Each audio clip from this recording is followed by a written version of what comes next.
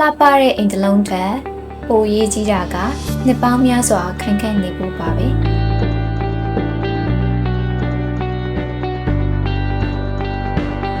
အိမ်တစ်လုံးရဲ့အသက်ဟာမမြင်ရတဲ့အုတ်မြစ်ပေါ်မှာမူတည်နေရမို့ Haven Construction မှာဆိုရင်ကျွမ်းကျင် engineer တွေက foundation ကအစားစံချိန်စံညွှန်းပြည့်မီအောင်စနစ်တကျတွက်ချက်တည်ဆောက်ပေးပါတယ်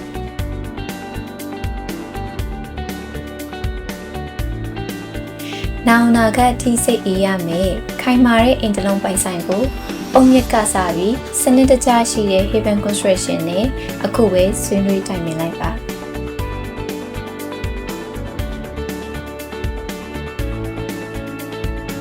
ယုံကြည်မှုနဲ့အရေးအသွေးအရင်းခံ Haven